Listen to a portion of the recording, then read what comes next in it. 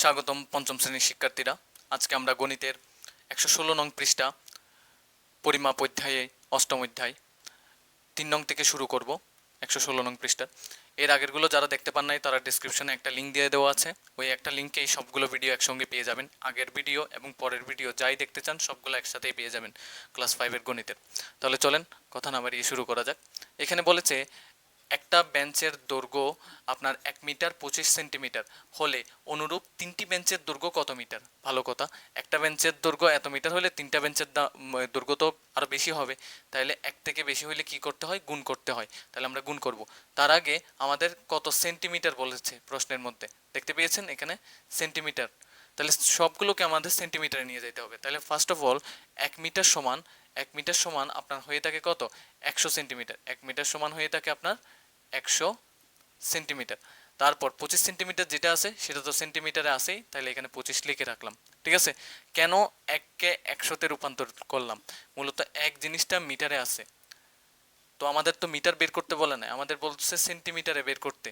তাই 1 মিটারটাকে আমরা সেন্টিমিটারে রূপান্তর করে 100-তে পরিণত করলাম। 1 মিটার সমান 100 সেন্টিমিটার, তো তাই 1 মিটারকে আমরা 100 সেন্টিমিটার 100 লিখলাম। তারপর অতিরিক্ত 25 ছিল, 25 সেন্টিমিটারটা লিখলাম। তাহলে 100 যোগ 25 সমান কত হয়, 125 সেন্টিমিটার। ঠিক আছে, এরপর একটু ক্লিন করে দিই যাতে আপনার বুঝতে একটু সুবিধা হয়। এগুলো ক্লিন করে দিই। আর আপনাদের যদি দেখতে ছোট মনে হয় স্ক্রিন, তাহলে আপনারা জুম করে দেখতে পারবেন, এটা ইউটিউবের এই ফিচারটা আপনাদের আছে। ঠিক আছে, তাহলে এখানের মধ্যে দেখেন এর পরবর্তীতে কি বলছে, তিনটা বেঞ্চের দৈর্ঘ্য কত। তাহলে একটা বেঞ্চের দৈর্ঘ্য যদি আমাদের হয় 125, ঠিক আছে, একটা বেঞ্চের দৈর্ঘ্য যদি হয় আমাদের 125, তাহলে তিনটা বেঞ্চের দৈর্ঘ্য কত হবে, 125 গুণ 3।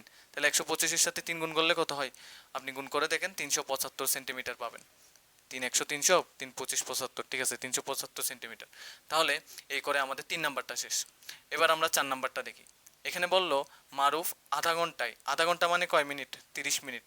30 মিনিট, আমি এটা একটু ক্লিয়ার করি। 30 মিনিট, ঠিক আছে, আধা ঘন্টা মানে কয় মিনিট, 30 মিনিট। ওকে, তাহলে এখানে আধা ঘন্টায় সে 3 কিলোমিটার হাঁটে। কয় কিলোমিটার হাঁটে, 3 কিলোমিটার হাঁটে।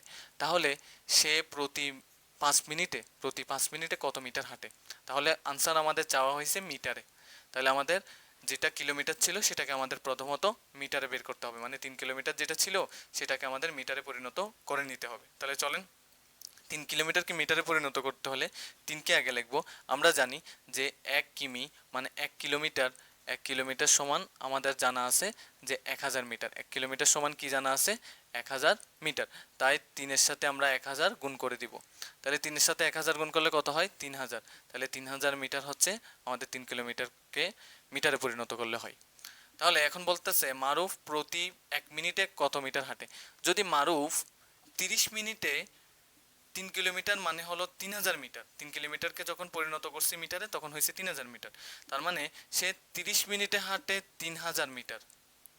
তাহলে 1 মিনিটে কতটুকু হাঁটবে, 1 মিনিটে অবশ্যই 3000 মিটারকে আমরা 30 দিয়ে ভাগ করলে, মানে 3000 মিটারটা সম্পূর্ণ যতটুকু দৈর্ঘ্য সে হাঁটতে পারে 30 মিনিটের মধ্যে, সেই 30 দিয়ে আমরা ভাগ করতেছি। তাহলে ভাগ করেন, ভাগ করলে আপনি আলটিমেটলি এখানে একটা শূন্য কাটবেন, এখানে একটা শূন্য কাটবেন। তাহলে 300-কে 3 দিয়ে ভাগ করলে কত হবে, 100।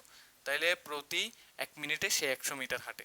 ঠিক আছে, তাহলে অতএব প্রতি 5 মিনিটে কতটুকু হাঁটবে, 1 মিনিটে যদি 100 মিটার হাঁটে, 5 মিনিটে 100 গুণ 5, তার মানে 500 মিটার হাঁটে।